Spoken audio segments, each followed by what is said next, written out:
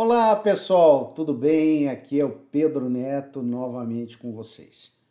Ontem eu comentei que eu finalizei um trabalho muito interessante, uma revisão de contratos bancários na qual houve um encadeamento de 9 operações de crédito.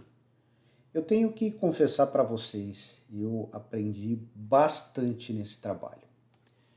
Foi um trabalho bastante, mas bastante interessante mesmo. E eu quero compartilhar rapidamente com vocês aqui tudo o que eu fiz para apresentar um laudo pericial complexo, mas que seja de fácil leitura para todos os interessados. Então, eu vou na sequência aqui, eu vou apresentar num formato novo o laudo pericial produzido, de que forma eu estruturei esse laudo e como eu produzi os anexos de forma a tornar tudo muito claro para os meus leitores, principalmente para o doutor juízo, para que ele possa proferir a sua decisão de mérito. Ok? Vamos lá? Muito bem, aqui está o meu laudo pericial, eu avançarei aqui, isso daqui vocês não precisam ter conhecimento. Temos aqui a identificação do processo, objeto da perícia. Como eu já falei para vocês diversas vezes, de acordo com o artigo 473 do Código de Processo Civil, é indispensável a apresentação de qual será o objeto da perícia.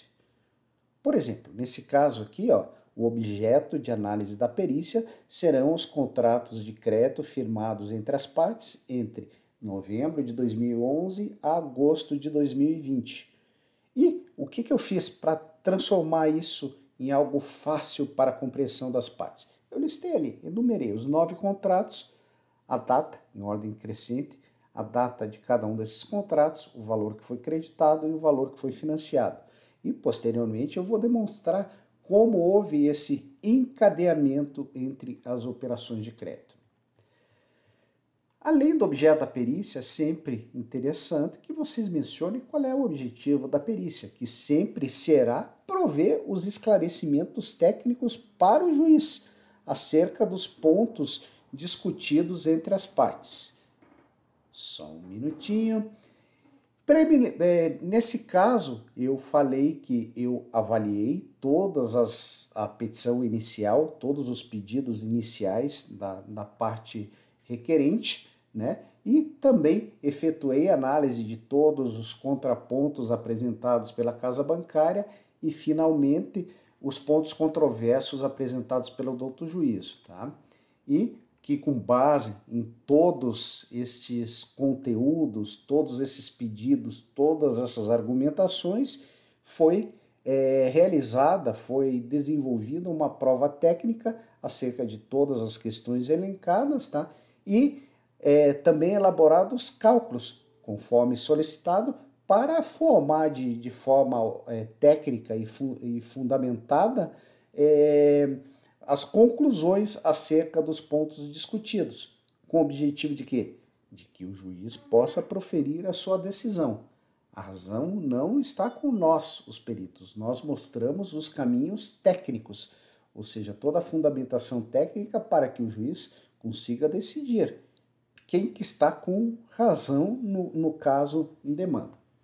Eu sempre apresento, é lógico, o CPC também ele estipula que o perito ele deve apresentar qual a metodologia de trabalho utilizada em cada um dos processos, né? Eu sempre menciono que eu atendo o que está previsto nas resoluções do Conselho Federal de Contabilidade, NBC-TP 01, NBC-PP 01, além de normalmente discorrer acerca da forma utilizada, ou seja, dos procedimentos adotados para realizar as análises, para chegar às conclusões apresentadas.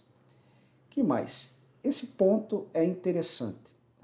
Eu sempre deixo bem claro nos meus laudos periciais quais foram os documentos avaliados.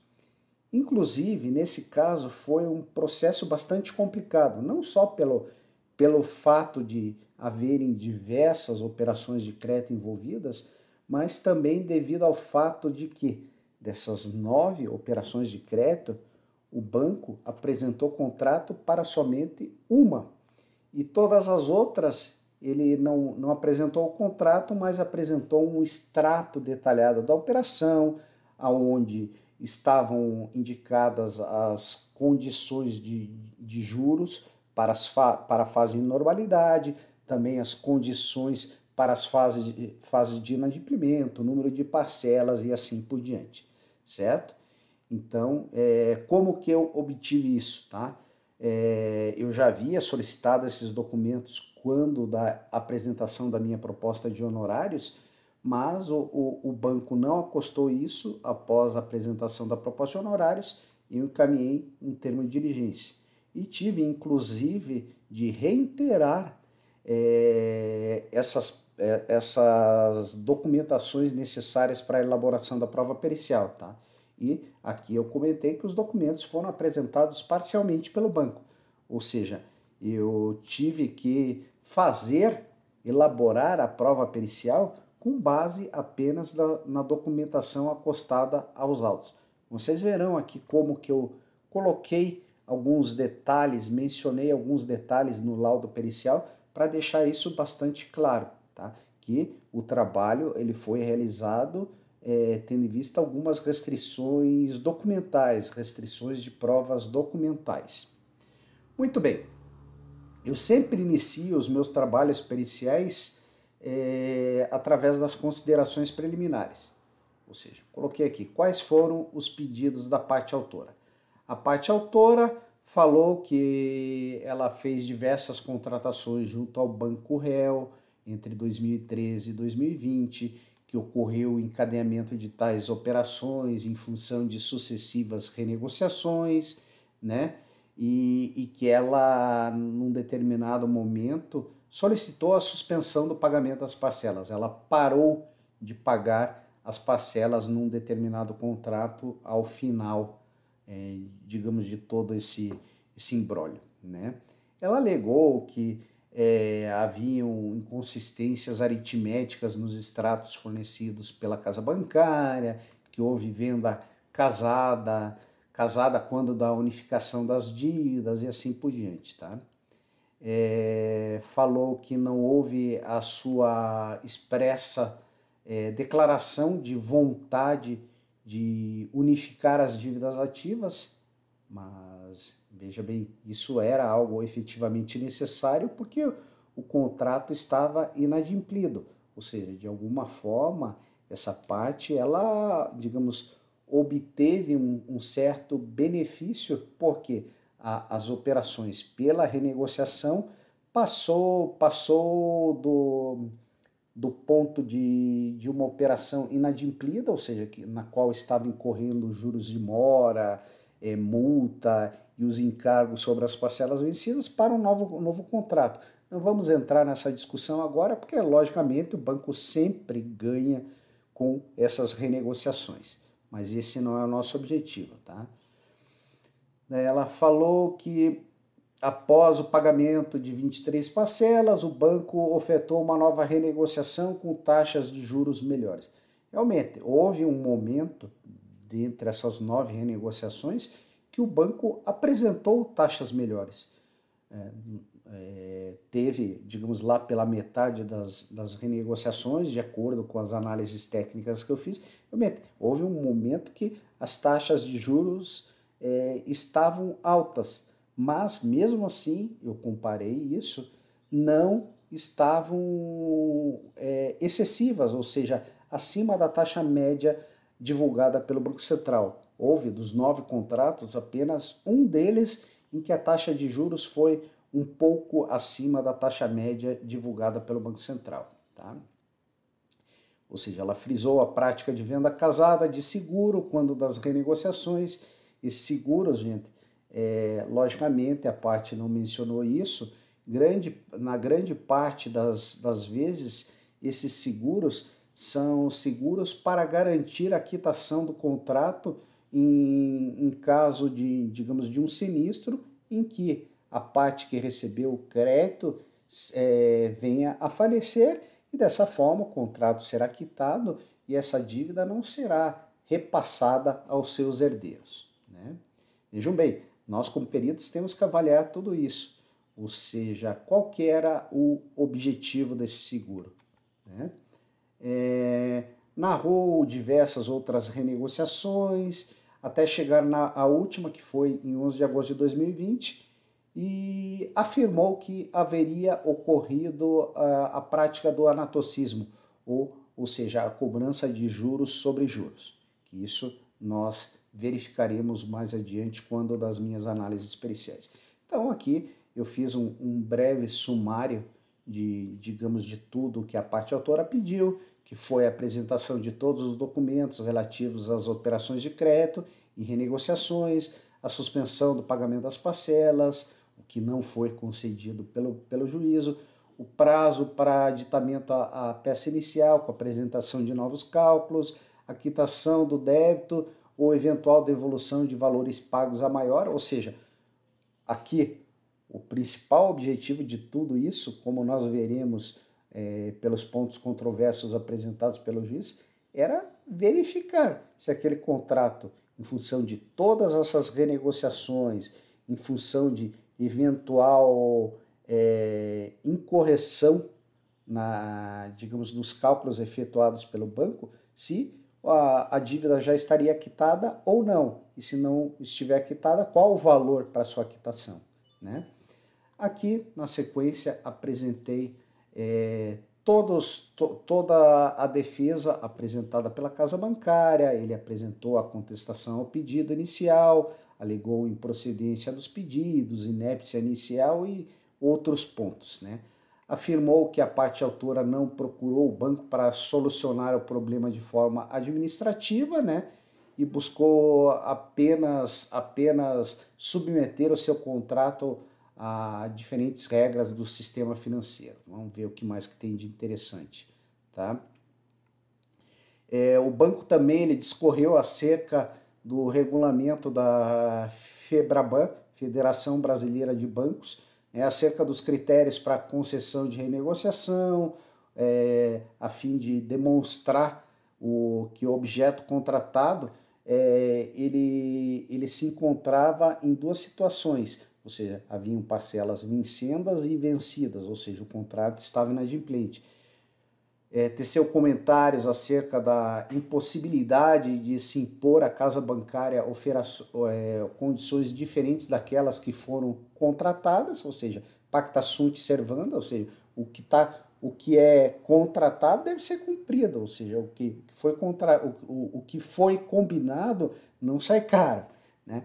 Explicou que os contratos foram concedidos com previsão expressa das tarifas e taxas de remuneração, né? E que estavam de acordo com as médias aplicadas pelo mercado. Relatou que a parte autora não foi, digamos assim, obrigada a contratar, né? E que as taxas são de livre negociação entre as partes, né? E que houve a previsão legal para a cobrança de eventuais tarifas. Nesses casos aqui, a única coisa que foi inclusa em alguns dos contratos foi o seguro prestamista. Vamos lá.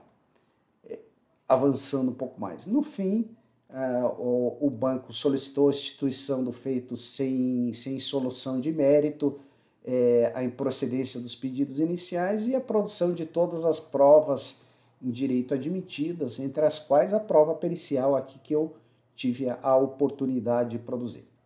O despacho saneador ele foi interessante, ele foi bem direto ao ponto, tá?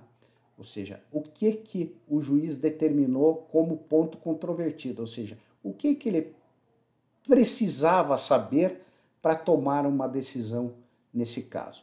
Ou seja, a possibilidade de quitação do débito frente ao lapso temporal já transcorrido da dívida.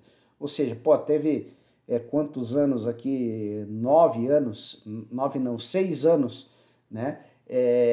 Com tudo isso que aconteceu, todas as renegociações feitas e os pagamentos efetuados, eventualmente essa dívida já não foi totalmente paga, esse foi o primeiro ponto.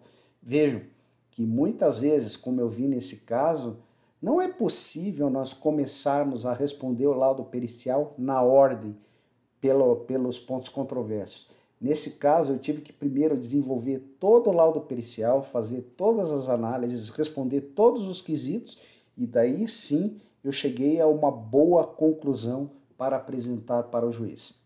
E o que mais? A existência de pagamentos a maior feitos pela autora. Ou seja, revisando o contrato, as condições, revisando tecnicamente os contratos, as condições que foram pactuadas. Será que nessas renegociações, em algum momento não foi cobrado um valor a maior da parte autora? Nós veremos isso. Que mais? Tá, então, nessa ocasião, após relatar os seus pontos controvertidos, o juiz estabeleceu a necessidade de realização de prova pericial. Eu fui nomeado para realizar essa perícia, né? As partes foram citadas, apresentaram seus questionamentos, né? E uma das partes, no caso a parte autora, não indicou seu assistente técnico. A proposta de honorários foi apresentada, foi homologada, né? E a verba pericial foi antecipada pelo banco réu. Tá? O banco réu depositou em juízo, ou seja, embora a parte autora tenha pedido a prova pericial, o banco réu, para não correr risco, ele achou melhor ele bancar de início a prova pericial. Né? A proposta ela foi homologada, né? E conforme disposto no CPC 2015, eu me manifestei, ou seja, eu comuniquei a data de início e o local em que a prova pericial seria realizada. Bem, isso daqui, gente, é só o introito do laudo pericial, tá? O meu objetivo aqui nesse vídeo é apresentar um caso real para vocês vejam como que nós, peritos, podemos proceder às nossas análises e chegar a boas conclusões e realmente auxiliar o juiz a solucionar o caso e não somente criar, digamos assim, mais pontos de contraditórios e maior discussão no processo.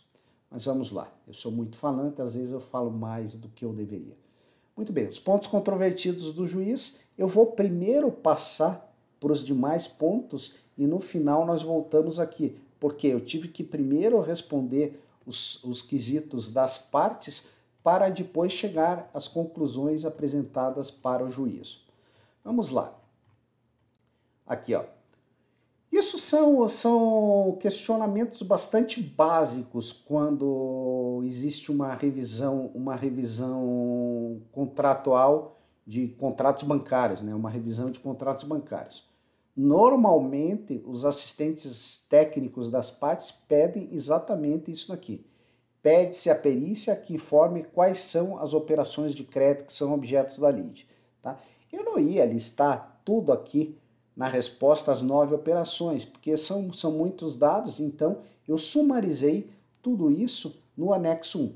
Eu vou tentar pular diretamente aqui para o anexo 1 para demonstrar para vocês. Tá aqui, ó, anexo 1. Deixa eu aumentar aqui, ó, ou seja, eu listei as 9 operações, eu coloquei aqui em quais anexos essas operações de crédito estão detalhadas, ou seja, a operação 1 no anexo 2, a 2 no anexo 3 e assim por diante. Coloquei aqui o número do contrato, coloquei a data em que essa operação foi formalizada, o valor que foi creditado, o valor de IOF que foi incluso no valor financiado, o valor de seguro que foi eventualmente incluso no valor financiado. Vejam que só nas 3 primeiras operações houve a contratação de seguro prestamista, nas outras 6 operações aqui não houve, digamos, essa venda casada, que a parte autora falou, o valor financiado.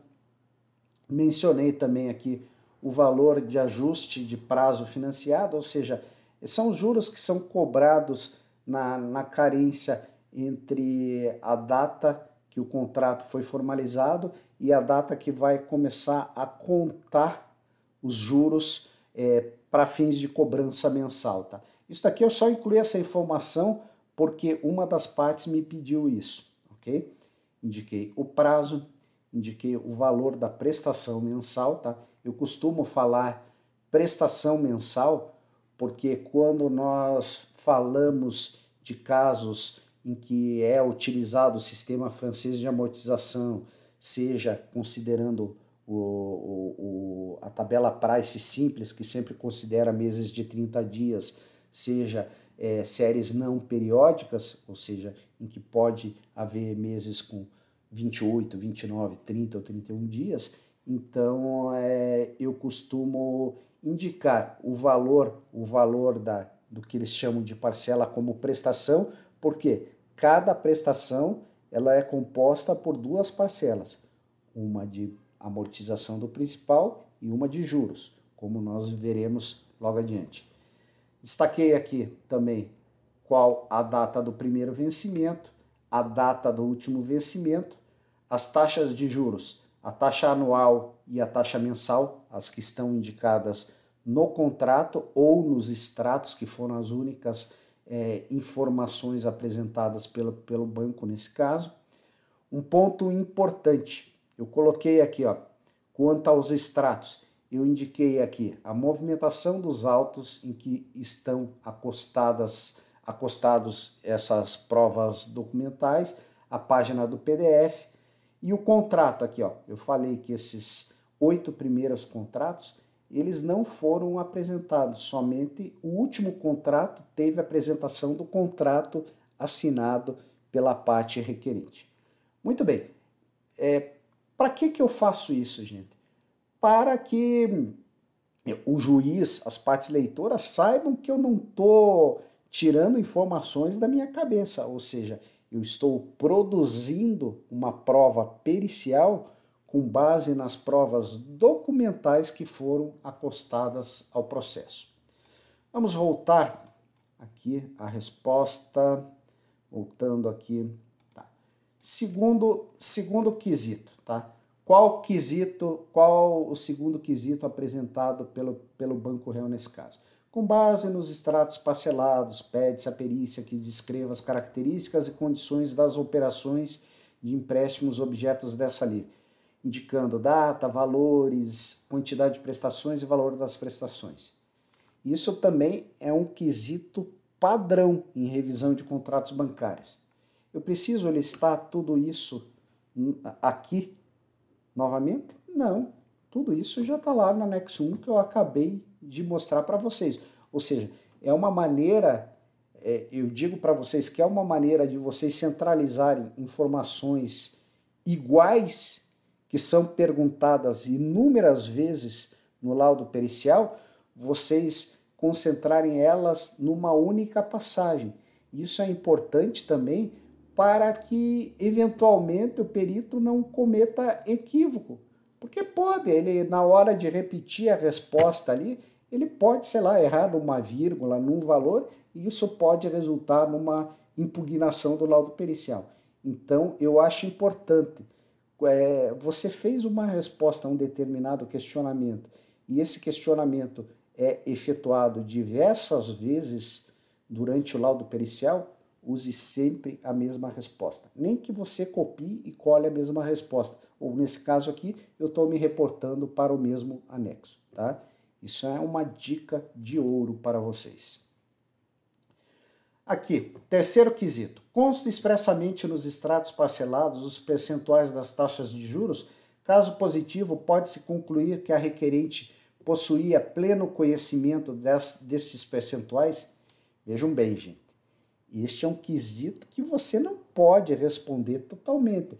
Porque, primeiro, você viu que o banco não provou que 8 dos 9 contratos foram realmente assinados pela parte requerente. Tudo bem, tem o nexo causal, os créditos foram realizados na conta corrente e assim por diante. A parte pagou diversas parcelas, mas você não pode afirmar com certeza que ela teve ciência das condições contratadas antes do crédito realizado. Tá? Então, qual foi a resposta que eu coloquei aqui? Ó, em que pese os contratos sumarizados no anexo 1 indiquem as taxas de juros contratadas, apenas o contrato número tal foi apresentado para elaboração da prova pericial. Desta forma, não é possível afirmar, com base na documentação acostada aos autos, que a requerente obteve o conhecimento das taxas de juros aplicáveis quando da pactuação de tais contratos. Ou seja, você só poderia afirmar isso se tivesse lá o contrato assinado pela parte. E, logicamente, a questão da autenticidade da assinatura, você não poderia dizer que aquela assinatura é da parte. Você digamos, é um perito contábil, um perito economista, administrador, não foi questionada a assinatura. Você verificou que tem um contrato e que existe assinatura. Muito bem, aqui ó. Isso também é outro quesito que normalmente eu digo que no mínimo em 50% a 60% dos casos os bancos fazem esse tipo de questionamento, tá? De acordo com a resolução 1064 do Bacen, Banco Central do Brasil, as taxas de juros são livremente pactuadas. Vejam bem, isto é um quesito afeito a temas legais, tá? Teoricamente, você como contador, administrador, economista, você não pode se pronunciar acerca de temas legais, mas essa resolução aqui, ela tem muito a ver com a modalidade de contrato que você está revisando. E também não, digamos, não faz sentido, digamos, o perito se eximir de responder isso, tá? Então, eu coloquei aqui, ó, em que pese se trate de quesito afeito a termos legais, esclareço que, de acordo com o contido no normativo legal ora em comento, tal resolução determina. Transcrevi a resolução. 1. Ressalvado disposto no item 3, as operações ativas de bancos comerciais de investimento e desenvolvimento serão realizadas a taxa de juros livremente pactuáveis. Ponto. Respondido o quesito. Sem colocar na reta. Ou seja, você está falando de algo legal, mas você está deixando bem claro, ó, isso aqui é um tema legal, mas tudo bem, isso aqui está relacionado às questões discutidas, é isso daí. Ou seja, você não está afirmando isso, você está só reproduzindo uma passagem de um normativo legal. Muito bem, quinto quesito. Considerando os extratos parcelados das operações de crédito, pode-se afirmar que a requerente possuía conhecimento das taxas de juros avançada? Errado, você tem que transcrever conforme a parte elaborou o quesito. Se tiver erro gramatical, não corrige, tá? Assim como das demais condições contratadas, prazo para pagamento, quantidade de prestações, novamente, quesito prejudicado. E aqui eu coloquei que, embora a mesma resposta, embora os extratos de crédito apresentem essas informações, somente um dos contratos foi apresentado. Vamos lá, sexto quesito. Pede-se a perícia que informe se o sistema de amortização adotado nas operações de crédito objetos da lide é comumente utilizado no mercado financeiro. Vejam, aqui é um questionamento técnico. Você, como perito, você está revisando operações financeiras, operações bancárias, você tem que saber como o mercado funciona para isso. Você tem que saber quais são, as praxes de mercado, quais são os sistemas de amortização comumente adotados pelas instituições financeiras.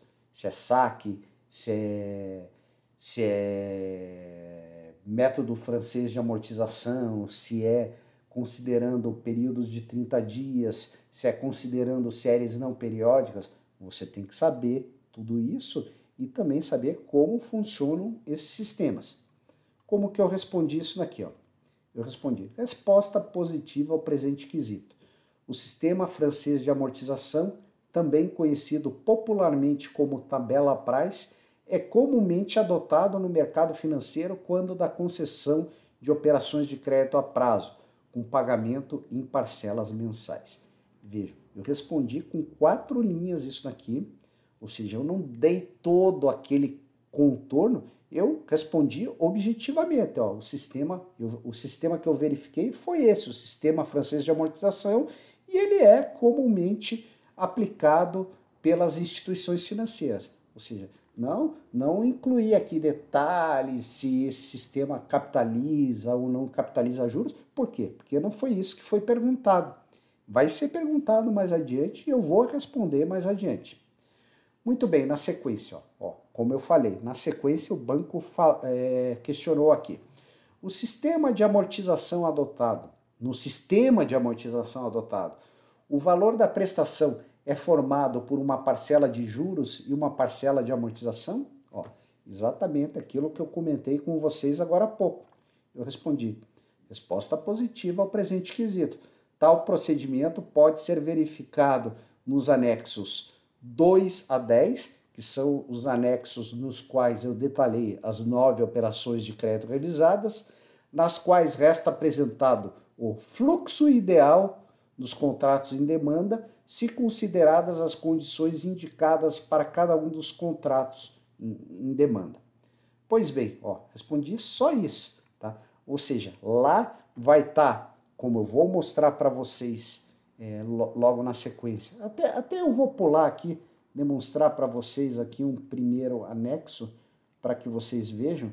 Ó, pode parecer que a tabela é gigante, mas é uma maneira que eu encontrei para apresentar de uma forma simples, em um único anexo, todas as análises de formação, cálculo das parcelas, o fluxo ideal das parcelas, ou seja, é aquele em que você, considerando o pagamento de todas as parcelas mensais, no final não haverá saldo devedor. Por quê? Porque as parcelas elas são compostas por uma parcela de juros sobre o saldo devedor principal havido no mês anterior e mais uma parcela de principal.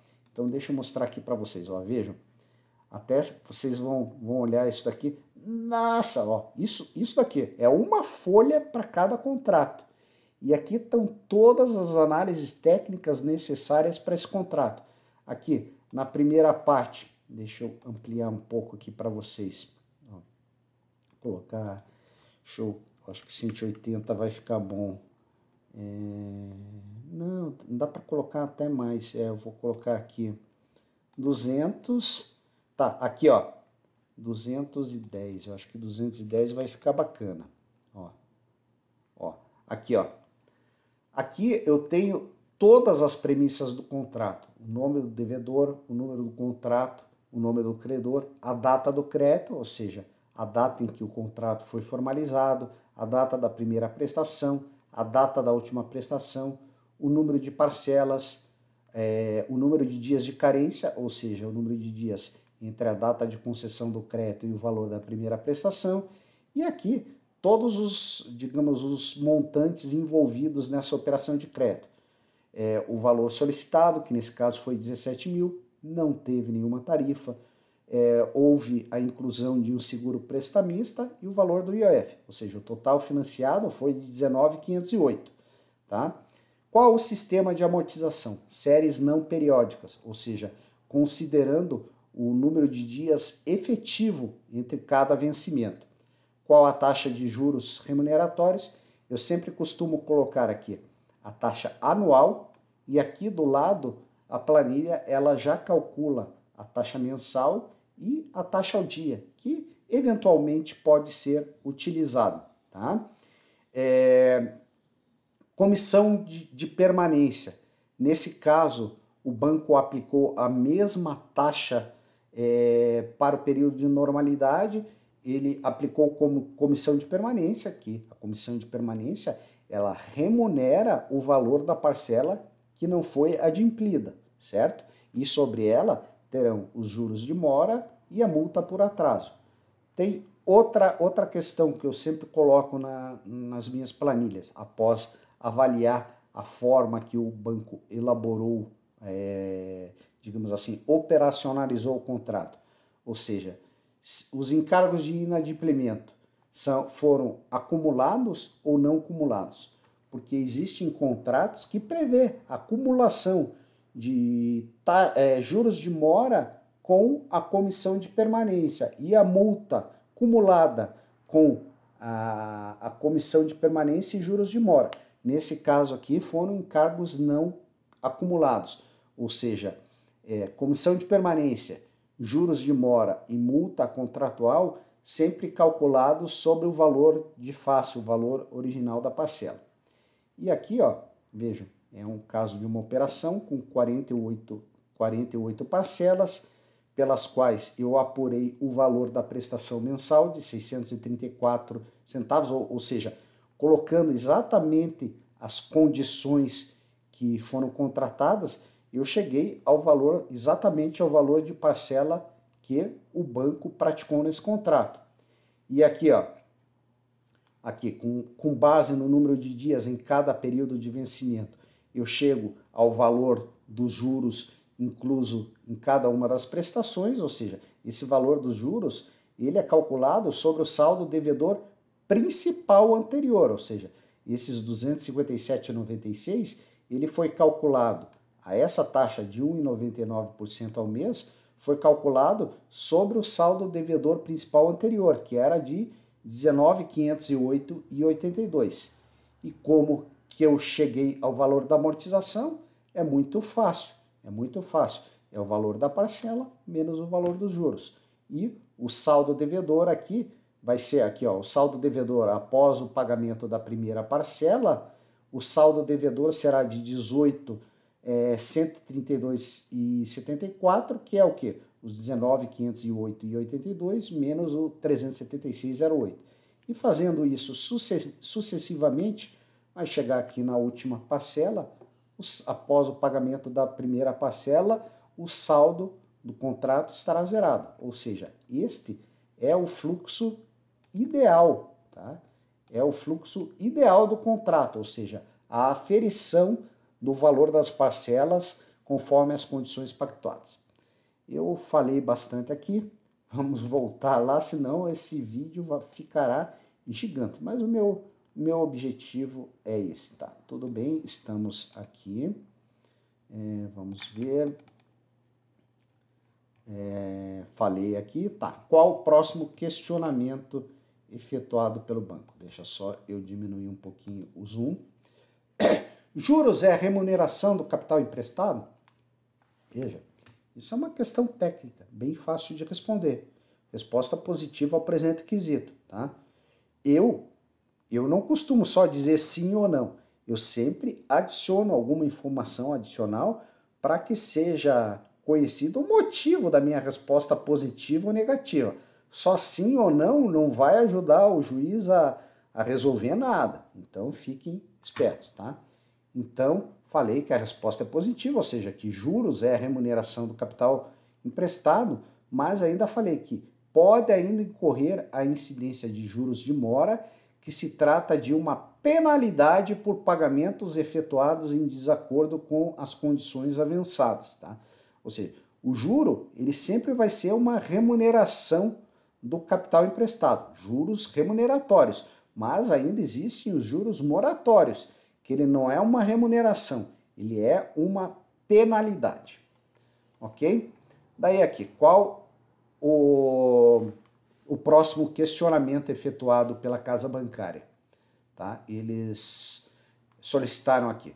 No decorrer da evolução do empréstimo pelo sistema de amortização originalmente adotado pelo banco requerido, os juros devidos mensalmente possuem valores decrescentes ou crescentes?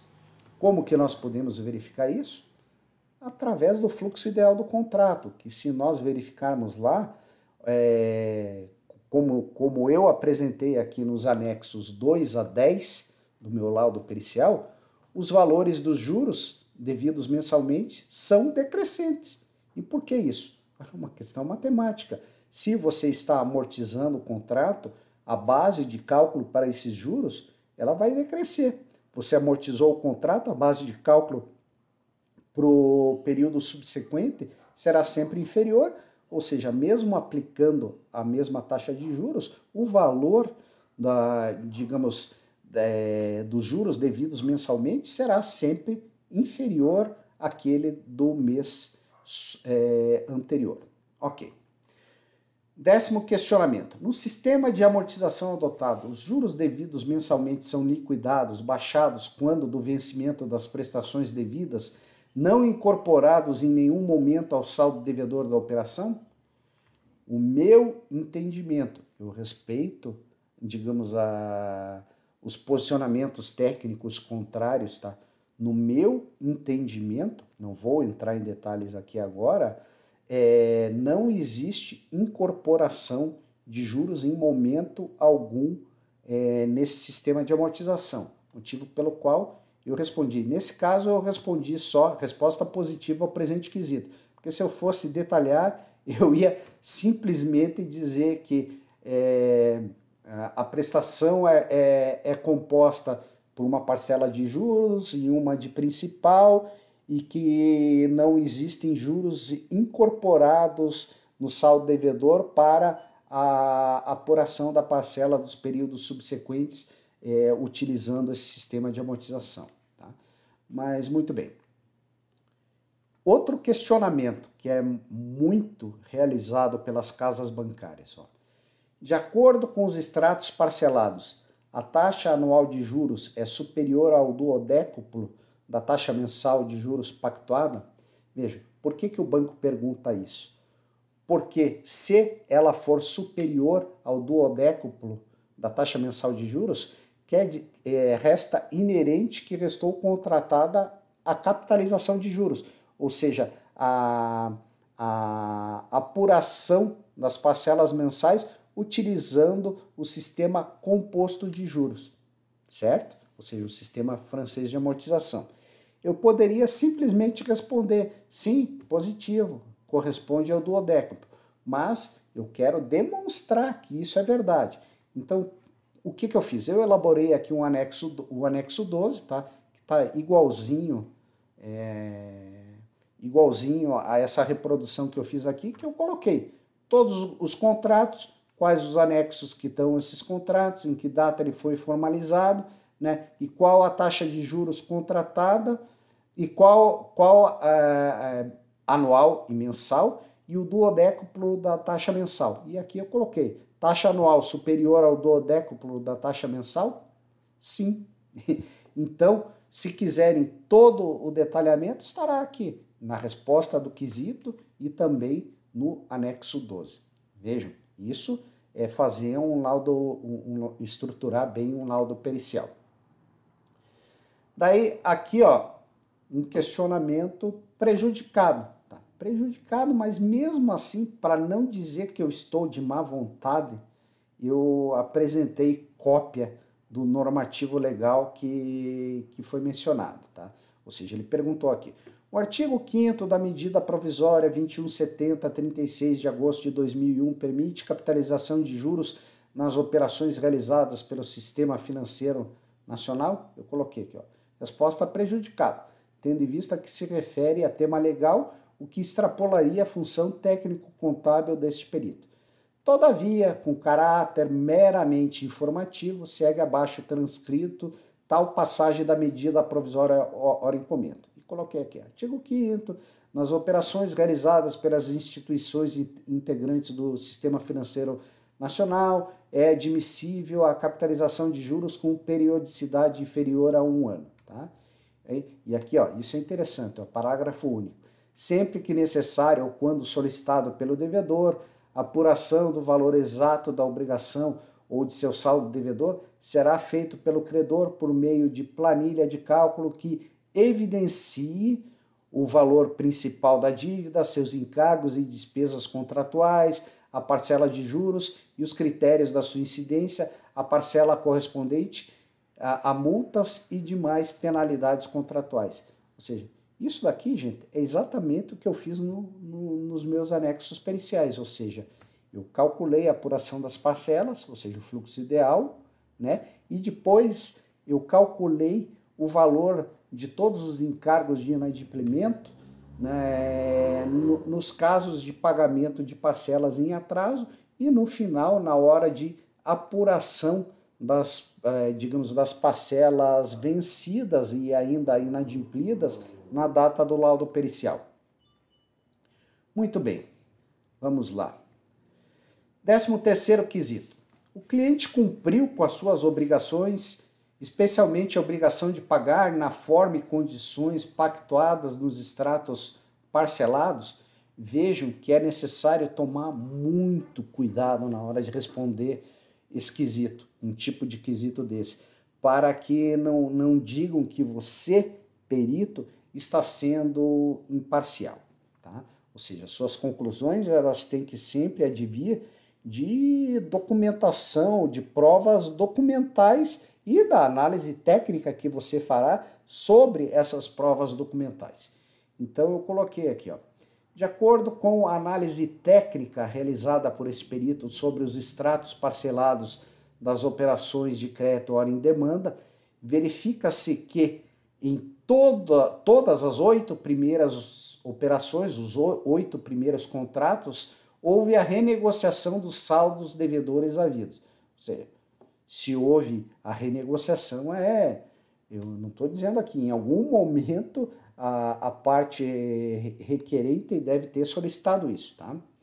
Daí eu informei ainda, ratifiquei informação que já estava lá. Ó.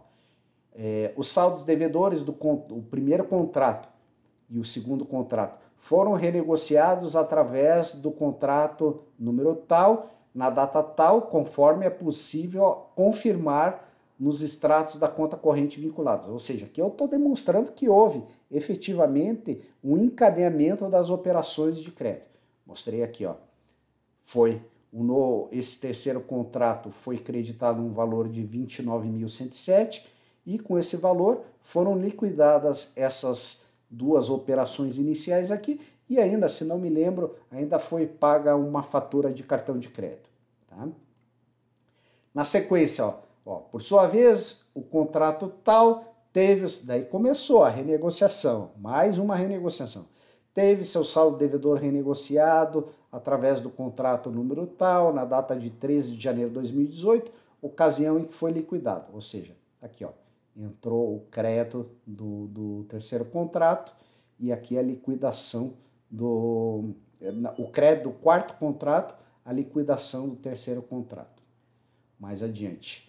Na sequência, um pouco mais de um ano após, o contrato número tal aqui, final 280, também teve seu saldo devedor renegociado através do contrato final 560 em 29/1/2018, conforme abaixo demonstrado a partir dos extratos da conta corrente vinculada. Aqui, o valor do quinto contrato, a liquidação do quarto contrato. Vejam, assim, gente, fazendo dessa forma, será muito difícil alguém impugnar com razão ou com alguma dúvida a prova técnica por você produzida.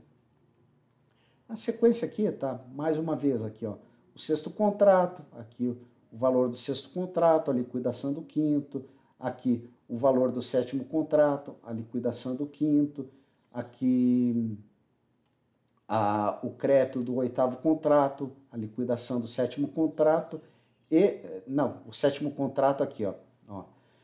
O sétimo contrato, ó, a penúltima operação de crédito teve algumas parcelas pagas até o dia 3/8/2020, tendo sido seu saldo devedor quitado através de outra recomposição, agora formalizada através do contrato final 640, conforme abaixo reproduzido, ou seja, entrou o valor aqui, liquidou a operação, tá? Ó.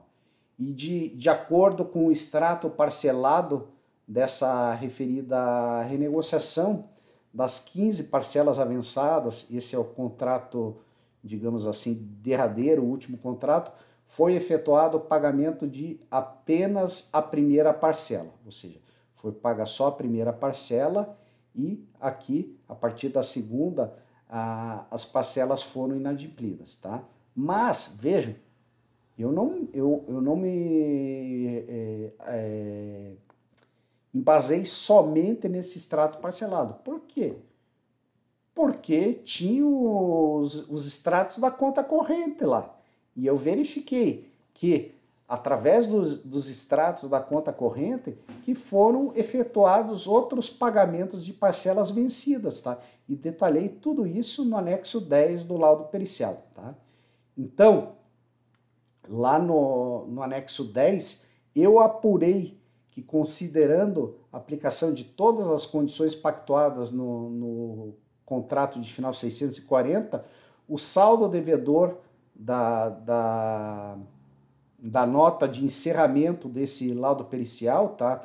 Do contrato de encerramento desse laudo pericial, ele totalizou em 12.405.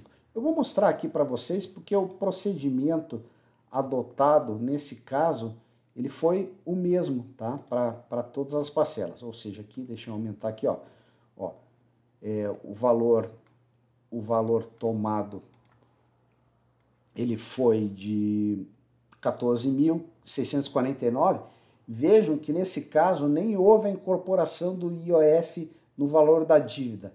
Eu não cheguei a esse nível de detalhe, ver se o IOF foi debitado diretamente na conta corrente, mas o importante é que ele não foi incorporado ao saldo devedor que foi financiado. Aqui, vejam, aqui, fluxo ideal do contrato, está aqui, o valor das parcelas, tá? O valor da parcela foi de 1.138, tá? De acordo com as condições de taxas de juros e prazo que foram contratadas, tá? Só que aqui, foi paga até a parcela 6 ou parcela 7, foram pagas as parcelas. E eu, como perito, eu tive que aferir o valor da comissão de permanência, juros de mora e multa por atraso. Ou seja, aqui, a parcela 1, certo? A parcela 1, ela foi paga com 7 dias de atraso e foi pago só 1.070. Foi pago só 1.070. Foi pago 1.070. Aqui já liquidou essa parte, foi pago 95,24 aqui no dia 1º, ou seja, não houve atraso no dia do vencimento, foi pago 95,24 e restou remanescente R$ 1.042, que foi base de cálculo para a comissão de permanência, juros de mora e multa.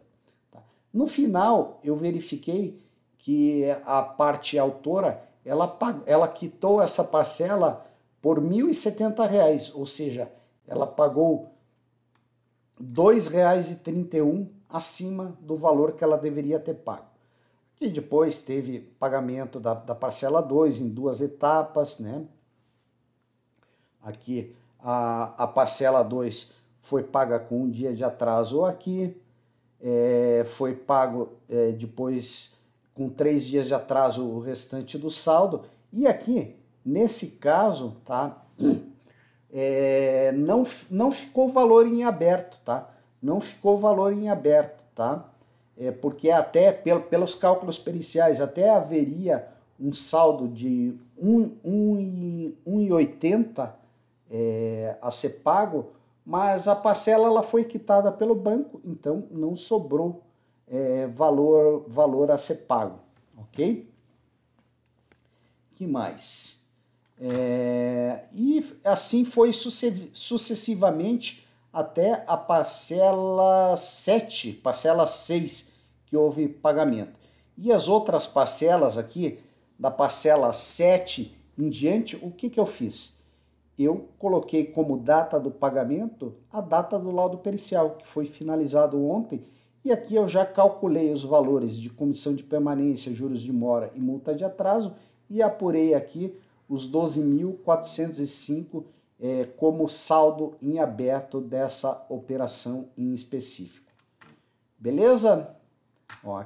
Aqui ficou em aberto isso, aqui houve o pagamento a maior, aqui também houve um pagamento a maior, e como nós veremos na sequência, depois, tendo visto o encadeamento, eu verifiquei qual o saldo, digamos, considerando os valores pagos a maior nas outras operações, qual o saldo efetivamente devido pela parte. Deixa eu voltar aqui o que houve no meu fichário. Deixa eu ver aqui. Tá, voltamos aqui. Deixa eu voltar as respostas. As respostas às perguntas. Vamos ver aqui, tá? Juros. Essa daqui nós já vimos. Vamos mais para frente.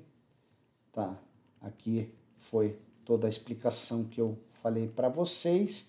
E aqui encerraram os quesitos da parte ré. Deixa eu reduzir um pouquinho o zoom. Vamos lá, ó. Tá? Ó, vejam. Ó, pede-se a perícia que informe os encargos previstos para a hipótese de inadimplência de acordo com os extratos parcelados. Nesse caso aqui, eu elaborei um anexo 13, tá? No qual eu tenho todos os contratos, tá? E aqui eu listei quais foram os percentuais de multa, taxas de mora e taxa de inadimplência, tá? Porque aqui ela só não perguntou valores, ela perguntou quais as taxas aplicadas. E aqui eu enumerei o que ela me perguntou. Ou seja, aqui ela perguntou só quais os encargos previstos. Não perguntou se havia algum valor que foi pago em inadimplemento, ou seja, nós temos que responder aquilo que foi perguntado. Se o quesito foi mal formulado, problema de quem formulou o quesito. Tá entendendo? Você não pode interpretar o questionamento e dizer assim, acho que na verdade ele me perguntou aqui os valores de encargo de inadimplemento. Não. Se o quesito não é claro, se o quesito é subjetivo, você tem que prejudicar a resposta. Então, aqui elaborei um anexo, o anexo 13, demonstrando quais os encargos contratados para as situações de inadimplemento. Muito bem. Aqui os quesitos da parte autora. Vejam, aqui começam uma série de questionamentos que são de cunho legal, tá? A parte autora perguntou aqui, o senhor perito, no presente contrato é aplicável o Código de Defesa do Consumidor nos seus artigos 4º, 6º, 42º e 47º? Eu não sou advogado, eu sou contador, sou administrador.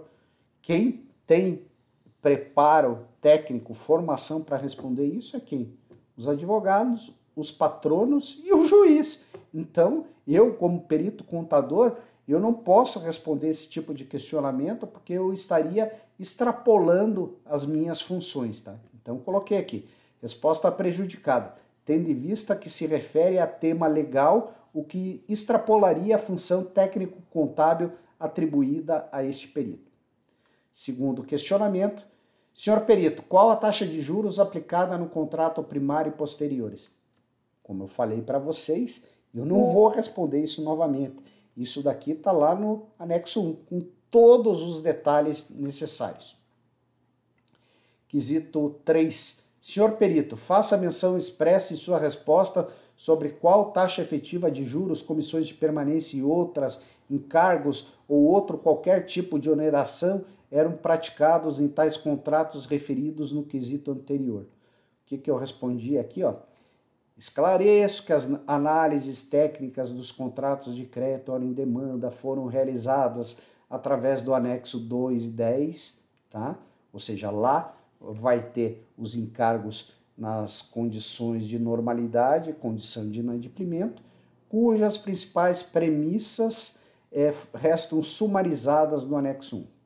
E daí eu comecei a novamente relatar toda a análise do fluxo contratual.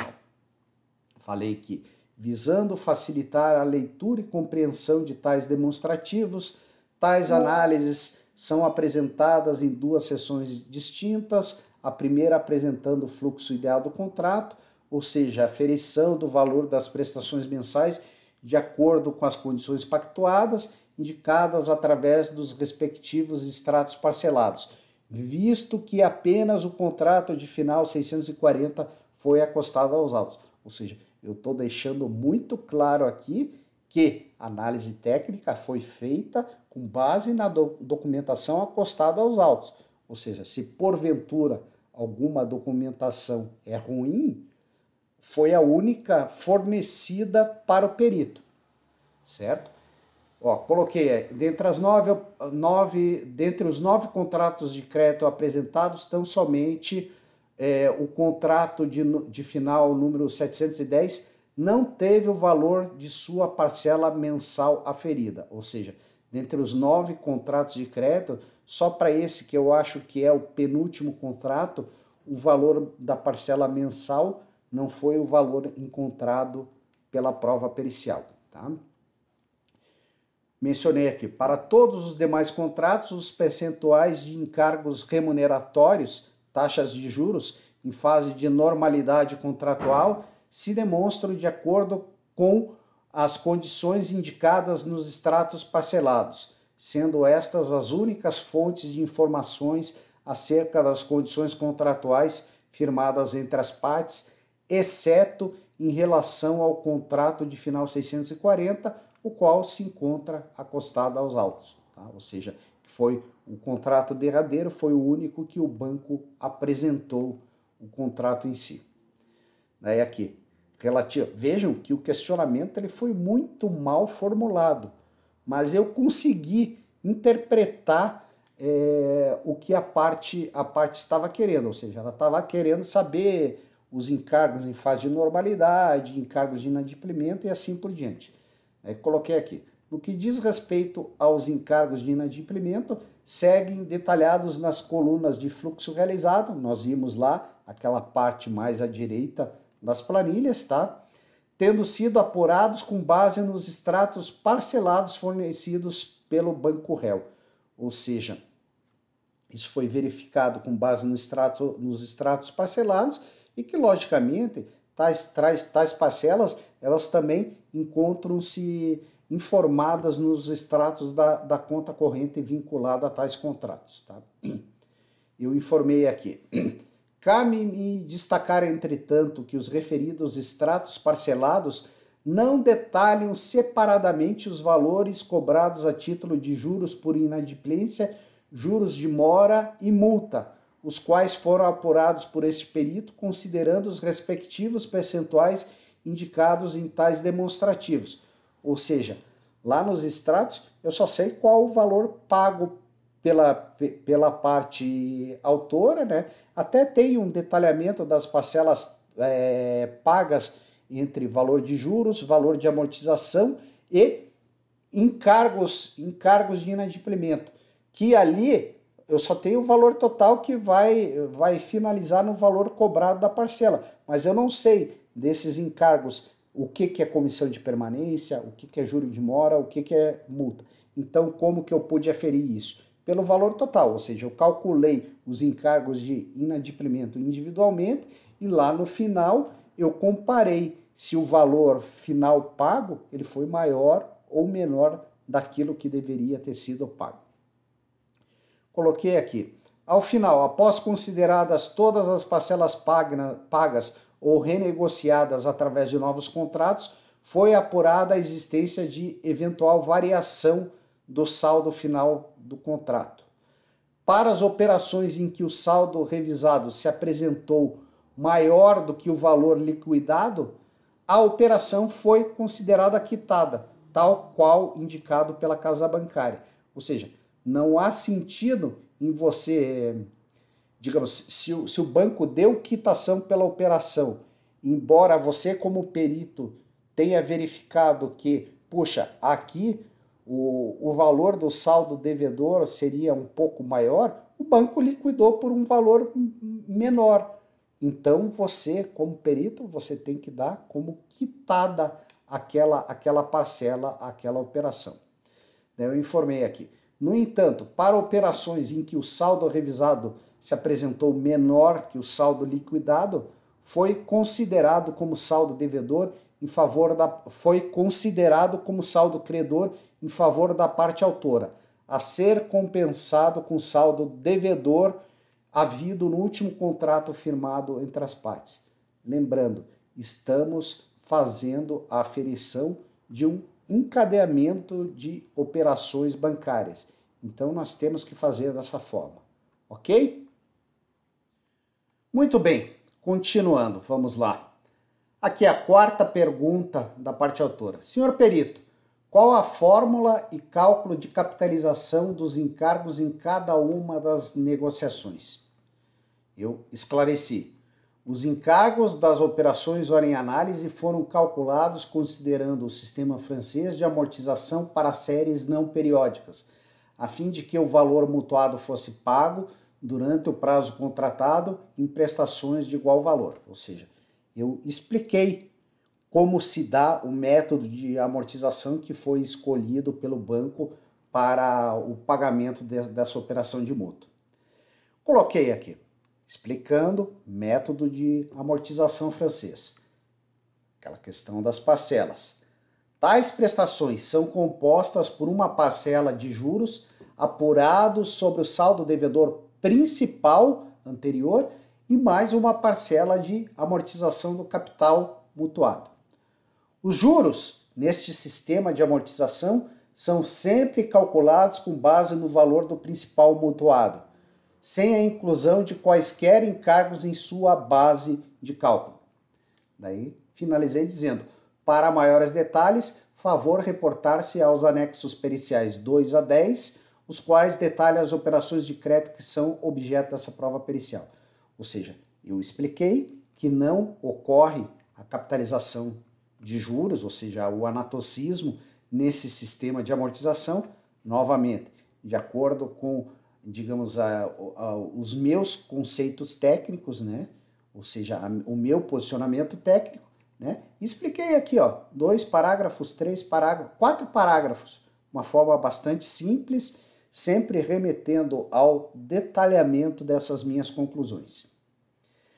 Aqui, mais uma pergunta prejudicada, questão de mérito. Senhor perito, havia autorização expressa da consumidora para o desconto dos valores em sua conta corrente? Questão de mérito, não.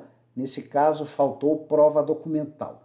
Ou seja, quesito parcialmente prejudicado, tendo em vista a apresentação tão somente do contrato aqui de final 640, que foi a última operação de crédito realizada entre as partes litigantes.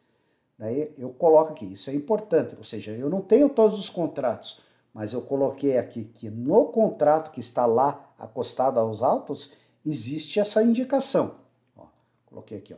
Neste contrato em específico, a autorização para débito dos valores das parcelas está prevista na cláusula 24.4, se não vejamos. 24.4. Os pagamentos indicados no item 11.13 previstos nessa cédula serão efetuados mediante débito em conta corrente e ou conta salário do emitente, mantida na agência bancária do credor, indicada no campo 2 do preâmbulo dessa cédula, obrigando-se o emitente desde já a prover as respectivas contas com recursos suficientes para efetivação dos débitos. Ou seja, para esse contrato final 640, existe prova documental de que houve essa previsão, ou seja, que houve essa autorização para desconto dos valores na conta corrente. Quanto aos demais contratos, estou prejudicado, visto que somente os extratos dos créditos parcelados foram apresentados. Daí, o perito não pode afirmar algo que ele não tenha sido, digamos assim, não tenha sido possível aferir tal contratação. Ou seja, você não pode dizer simplesmente com base nos extratos que houve autorização. Não há como tomar essa conclusão técnica.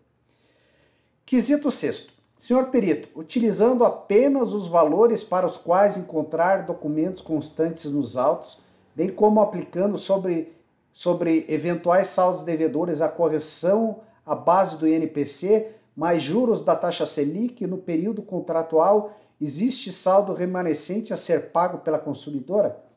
Veja, é um quesito complicado.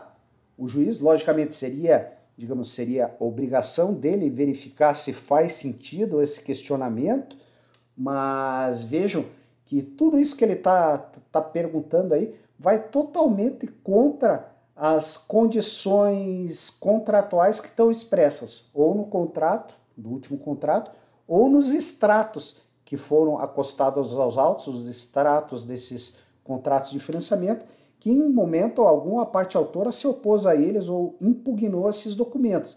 Então, ao menos teoricamente, como perito, eu posso ter isso como algo legítimo, né? Eu, nesse caso, eu prejudiquei, até mesmo porque eu iria elaborar muita informação adicional que iria, num primeiro momento, transformar a prova pericial em algo confuso, ou seja, pegar os 9 contratos, recalcular todos eles com condições que foram estabelecidas ou solicitadas de forma unilateral só por uma das partes, né?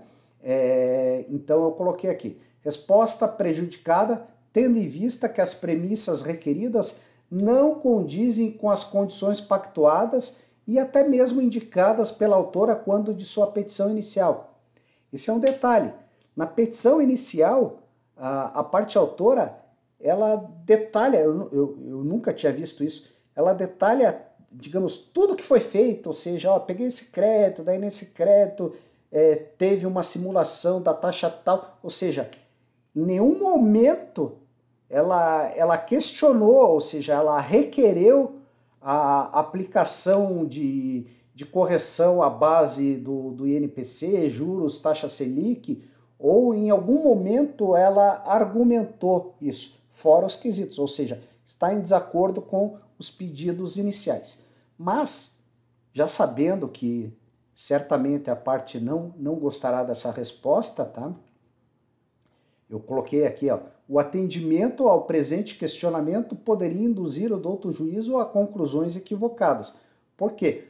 Excesso de informações que não são, digamos assim, elas não são condizentes àquele tipo de contrato, àquela modalidade de crédito que está sendo avaliada. Eu, no início da carreira, eu respondi alguns quesitos que hoje eu acho que eu prejudicaria também, porque embora eles tenham, digamos assim, sido deferidos pelo juiz, acredito que muitas vezes sem ler o questionamento, sem ver se existe algum cabimento no que foi perguntado, foi deferido. Eu respondi. Quando eu respondo esse tipo de quesito, eu coloco lá que eu estou apresentando aqueles números sem qualquer análise de mérito ou cabimento do que foi perguntado, porque senão, se eu, como perito, não colocar isso, a parte pode chegar e dizer, mas o perito calculou aqui, o perito está dizendo que o valor é esse daqui. Você não está, digamos, você não está dizendo isso, você está atendendo um questionamento que muitas das vezes não tem nem conexão com o pedido inicial. Mas, já para me precaver de eventual arguição de parcialidade na elaboração da prova pericial, eu coloquei, todavia, caso esse nobre magistrado entenda ser imprescindível o atendimento ao presente quesito para a prolação de sua sentença meritória, independentemente do cabimento do que foi requerido, esse perito se disponibiliza a apresentar tais análises mediante complementação do laudo pericial. Nem estou pedindo honorários complementares, eu estou dizendo que se o juiz entender que esse questionamento é pertinente, que tem alguma relação com o pedido inicial, ele me diga, não, responda o quesito, eu não indeferi o quesito. Tá, tudo bem, eu vou responder. Mas, num primeiro momento, eu, como auxiliar da justiça, eu entendo que essas informações não vão ajudar ninguém a chegar a uma conclusão sobre o tema discutido. Até mesmo porque ficou bem provado, bem provadas as condições utilizadas nesses contratos, seja através dos extratos, seja através daquele único contrato. Vamos lá. Quesito 7. Senhor perito, os juros praticados pelo banco requerido durante a vigência dos contratos correspondem aos índices oficiais da época da contratação? Gente, que índice oficial? Ou seja, é um quesito subjetivo ao que ele está se reportando. Se ele tivesse me perguntado que os juros praticados eles correspondem às taxas médias de mercado divulgadas pelo Banco Central do Brasil, estaria claro. Mas aqui não dá para eu imaginar quais seriam esses índices oficiais. Veja, esse é o meu posicionamento. Eu prejudiquei essa resposta. Coloquei aqui.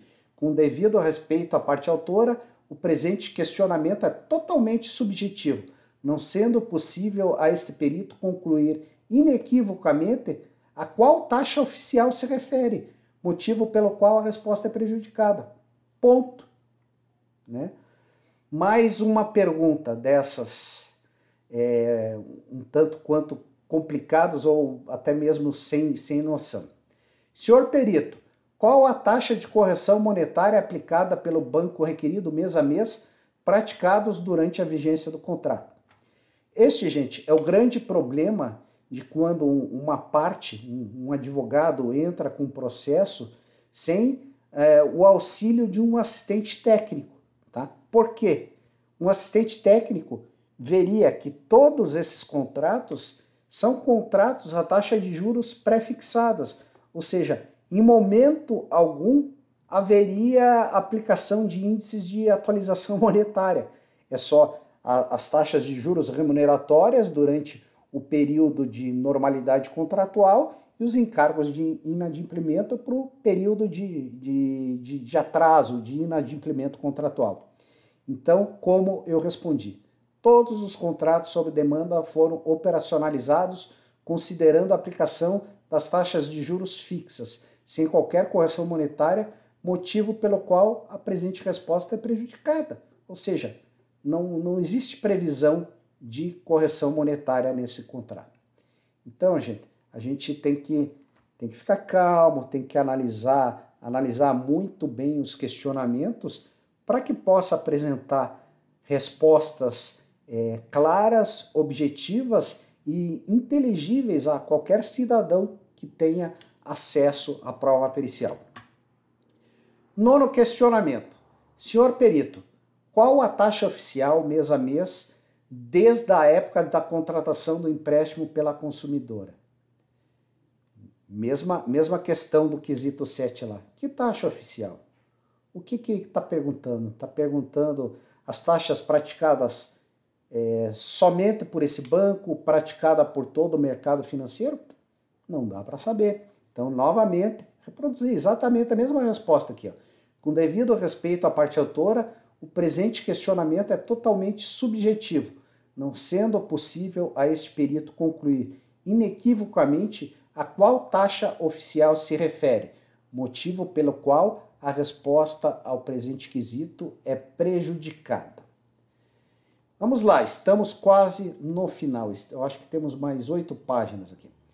Em relação à resposta ao quesito anterior, em caso de divergência, quais as diferenças de valores das taxas oficiais e aplicadas pelo banco requerido? Eu coloquei resposta prejudicada, vide quesito 9 reto. Por quê? Porque ela não apontou qual seria essa taxa oficial. Mas nós veremos mais adiante que mesmo em função disso, eu estou apresentando no laudo algumas informações, porque nós como peritos também temos que pensar no magistrado. A gente tem que responder tudo que foi questionado e tudo aquilo que a gente entenda como importante para o deslinde técnico da lide e que possibilite ao juiz chegar a alguma conclusão. Eu vou mostrar para vocês aonde que eu demonstrei isso daqui.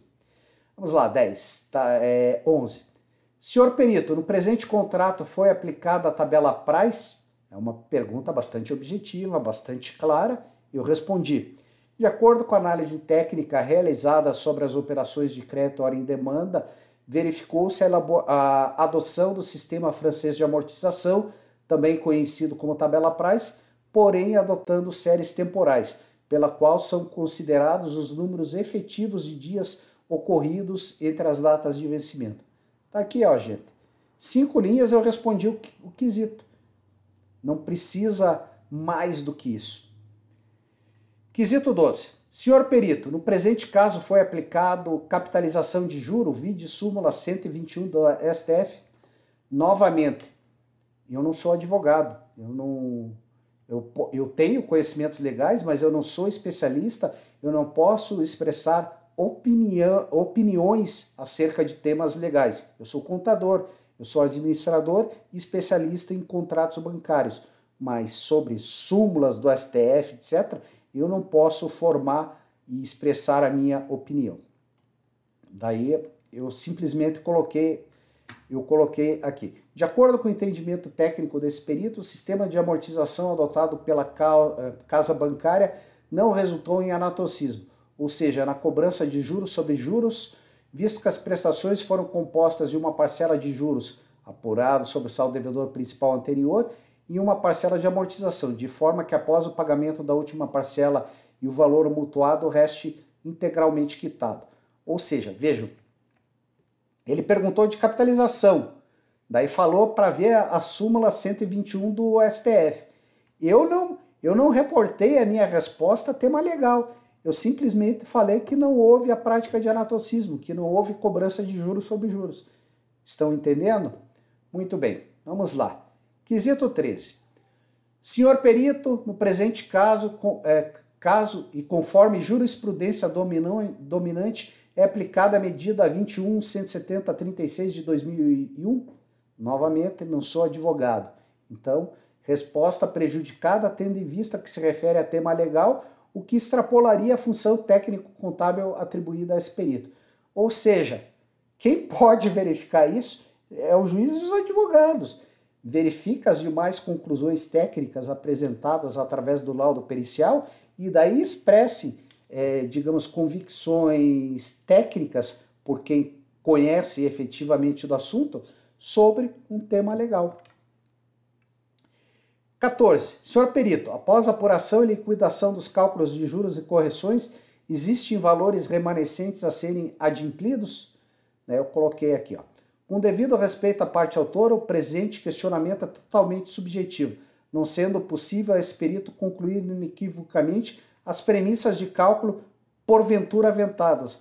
Ou seja, está dizendo apuração e liquidação dos cálculos de juros e correções, tá, mas as taxas e demais premissas firmadas em contrato, outras premissas eventualmente requeridas pela parte autora, não é claro.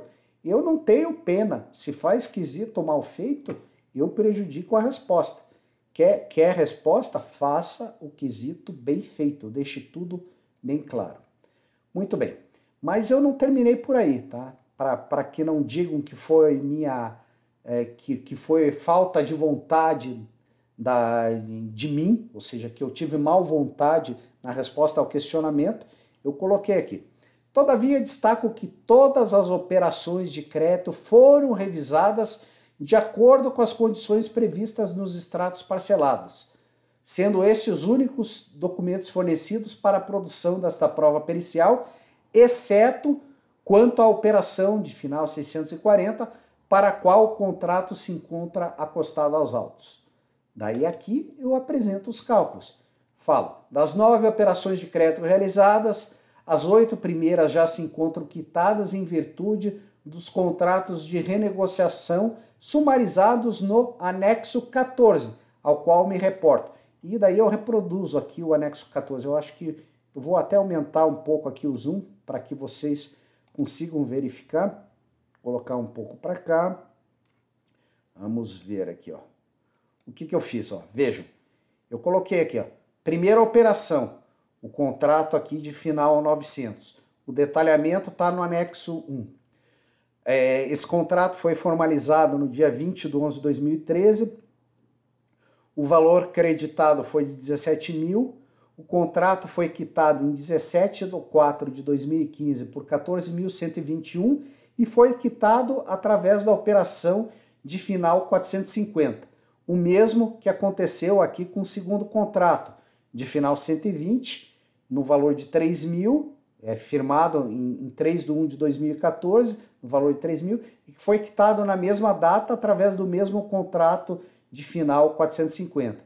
Daí aqui eu dou o detalhamento do contrato de final 450, que está detalhado no anexo 4, que o valor creditado foi de 29.107 e que ele foi quitado em 13 de janeiro de 2017 pelo valor de 17.874,80 através do contrato de final 960. Vejam que daí esse contrato vem para cá, ou seja, Esse contrato aqui, ele está detalhado no anexo 5, ou seja, o valor dele foi de 26.641, ele foi quitado depois aqui no dia 29/1 de 2018, pelo valor tal, e pelo contrato de final 470. Ou seja, gente, tem todo o detalhamento das renegociações, dá para saber de onde saiu, ou seja, onde foi obtido o crédito, como o crédito foi formalizado, foi quitado através de outra operação de renegociação, daí lá embaixo essa operação de renegociação foi quitada através de uma nova renegociação e assim por diante, até chegar aqui a nona operação, ó, que ela está detalhada no anexo 10, o contrato de final 640, que foi tomado em 11/8 de 2020, no valor de 14.649,35, e que esse contrato está em aberto, ou seja, o saldo devedor está em aberto. Para esse contrato aqui, existe um saldo devedor de 12.405, mas considerando todas as diferenças detectadas, lembre, sempre que foi detectada uma diferença a maior no saldo devedor, foi considerado o saldo como quitado, mas se a quitação ela foi maior do que o saldo devedor revisado, o valor está constante aqui e houve a compensação dele contra o saldo remanescente das operações de crédito. Entenderam? Pois bem, vamos lá. 15º quesito. Deixa eu reduzir um pouco aqui o zoom para que fique melhor a leitura. Senhor perito, em caso de adimplemento total dos valores, foram pagos os valores excedentes aos devidos pela consumidora ao banco requerido?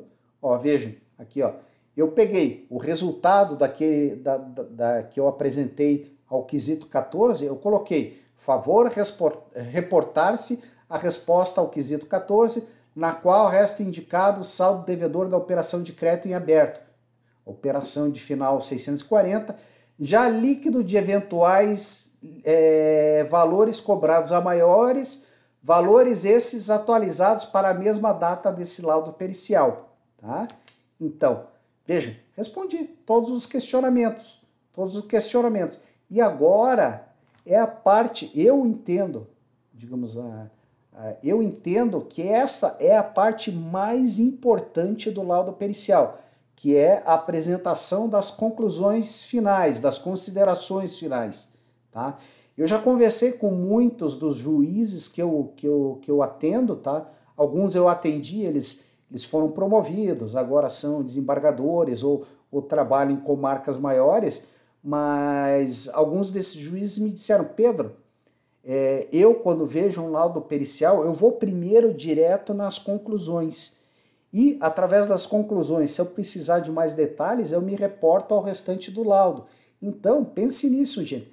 É sempre importante que você, nas suas conclusões, você deixe tudo muito bem claro, de forma direta, as suas conclusões técnicas. Tá? Então, se vocês me permitem, eu vou ler rapidamente aqui as minhas conclusões finais, tá? Pelas quais o juiz vai ter condições de, digamos assim, de resolver a demanda. Se ele quiser maiores detalhes, ele vai conseguir se reportar aos meus anexos, as respostas aos outros quesitos, tá? Então, eu coloquei aqui, ó.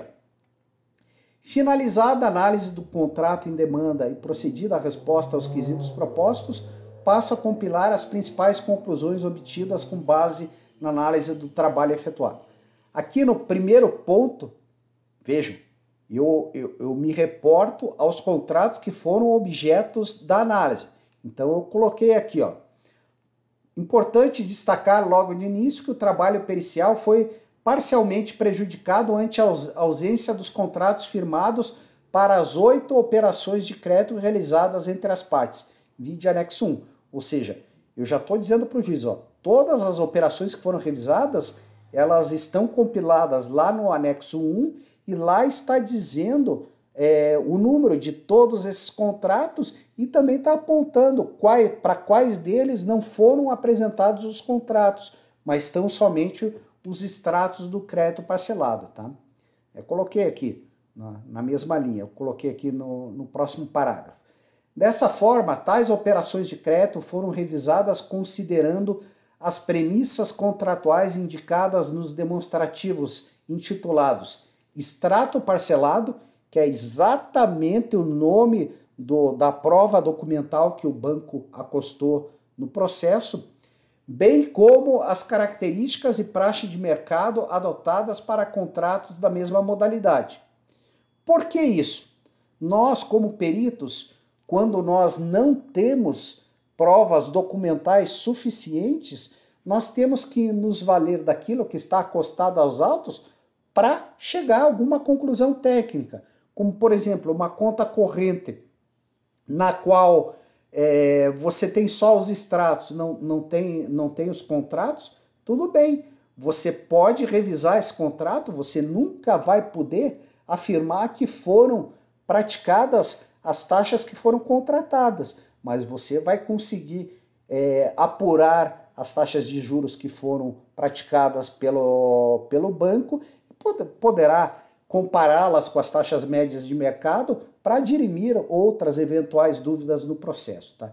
Então, sempre quando nós não temos, digamos, provas documentais suficientes após, digamos, excedidos ou esgotados todas as tentativas para obtenção desses documentos através de termos de diligência, às vezes nós temos que passar a régua, temos que concluir os nossos trabalhos com aquilo que está acostado aos autos, que foi o caso desse processo que estou mostrando como exemplo para vocês. Falei aqui, ó, isso é muito importante, vejam, concluir de maneira direta e objetiva, certo? Eu coloquei aqui que foi verificado o encadeamento das operações de crédito, conforme detalhado no anexo 14 do laudo pericial, aquele que nós vimos agora há pouco, no qual eu indico o número da operação originária e o número da operação pela qual o saldo devedor dessa operação originária foi parcelado. Tá? Continuando, eu falei que todas as operações que são objeto dessa prova pericial foram revisadas considerando as condições expressas nas provas documentais acostadas aos autos, essencialmente os extratos parcelados de tais contratos de crédito. Coloquei que foi verificado que o sistema de amortização adotado pela casa bancária foi o sistema francês, popularmente conhecido como tabela price. Vejam, duas linhas aqui eu já indiquei para o juiz, ó, foi utilizada a tabela price. Daí eu coloquei na sequência. Consideradas as condições pactuadas, bem como o sistema de amortização adotado, ou seja, o sistema francês, tabela price, foi realizada a aferição do valor das prestações mensais de cada um dos contratos revisados, vide anexo 2 ao anexo 10. Ou seja, qual foi o primeiro passo que eu fiz? Com base em toda a prova documental que eu obtive, todas as informações contidas nessas provas documentais, eu aferi o valor das prestações mensais de cada um dos contratos que estão sendo discutidos. Daí aqui, ó. Dentre os valores das prestações mensais dos 9 contratos revisados, apenas aquele relativo ao contrato de final 710 não corresponde ao valor apurado por esse perito, conforme abaixo detalhado. Eu informei aqui. Valor da prestação conforme extrato parcelado, R$ 1.202,70. Mas o valor da prestação conforme perícia, tá? A perícia realizada nos autos, indiquei ali o anexo 9, foi de R$ 1.012,25. Eu confesso para vocês, gente, eu gastei um tempão avaliando isso e verifiquei diversas vezes para ver se porventura eu teria cometido algum equívoco, mas não. Nesse caso, talvez o detalhe para eu chegar aos 1.202, ele esteja só lá no contrato. De repente houve mais alguma cobrança que foi prevista nesse contrato e que não estava descrita no extrato parcelado. Tá? Variação no valor da prestação mensal, R$ 190,45 para cada prestação mensal. Daí na sequência, coloquei. Essa perícia verificou, em atendimento aos quesitos postulados, que as taxas de juros praticadas pela casa bancária se demonstram inferiores àquelas divulgadas pelo Bacen para contratos da mesma modalidade, operações de crédito com recursos livres, pessoas físicas, crédito pessoal não consignado vinculado à composição de dívidas, que é exatamente a modalidade de crédito que foi revisada aqui, tá? Exceto em relação à operação de final 770, tá? Também, ou seja, isso daqui, ó, tá? Eu detalhei tudo isso no anexo 11, tá? Que eu vou até pular aqui para o anexo 11 para mostrar para vocês, deixa eu ver aqui, tá? Anexo 10, anexo 11. Vejam como que eu coloquei isso aqui, para ficar fácil pro juiz verificar. Deixa eu reduzir um pouco o zoom, ó. Coloquei aqui, ó, primeira operação, que está detalhada no anexo 2, que se refere ao contrato tal, que foi formalizado em tal data, que teve a taxa de juros contratada de 26,67 e taxa mensal de 1,99. A taxa média de juros pela 2743, que é a taxa de juros anual, foi de 38,13, ou seja, superior à de mercado, e a da 25,465 foi de 2,73, também superior à de mercado. E aqui eu ainda indico a variação entre a taxa praticada e a taxa média do Bacen. E apenas, deixa eu verificar aqui, ó, apenas para esse caso aqui, ó, apenas para esse caso aqui, a taxa de juros foi superior à taxa média divulgada pelo Bacen pelo mercado. Ela foi 16,92% superior à taxa anual e 13,49% à taxa mensal, certo? As taxas, elas, digamos, essas vão me perguntar, por que a variação não é a mesma? Porque a taxa mensal, lembra a questão do duodécuplo? A taxa anual, ela é sempre superior ao duodécuplo da taxa mensal. Então, a taxa realmente, ela considera a aplicação de sistema composto de cálculo de juros, tá? Então, ela vai ser sempre maior, tá? Vai ser sempre maior. Então, aqui, ó, com isso, o juiz vai verificar. O juiz vai até verificar que teve um momento lá que a parte perguntou, comparando com as taxas oficiais, eu até imagino que a parte tentou dizer que é a taxa média do Bacen, mas eu não posso concluir isso. E, em outro momento, nas suas arguições iniciais, foi questionada a aplicação de taxas em desacordo com a média de mercado, motivo pelo qual eu desenvolvi esse anexo 11. Vamos voltar aqui para as conclusões finais. Estamos aqui, considerações finais, falei do encadeamento, falei aqui que as taxas de juros elas se demonstraram de acordo com a média, com exceção a esse contrato, falei que está detalhado no anexo 11, e na sequência eu falei, também em atendimento aos quesitos formulados nos autos, foi constatado que as taxas anuais pactuadas se demonstram superiores ao duodécuplo das taxas mensais de juros. Eu já até mostrei o anexo 12 para vocês, que eu mostro lá a taxa mensal e a taxa anual contratada, eu mostro o duodécuplo da taxa mensal e digo se o duodécuplo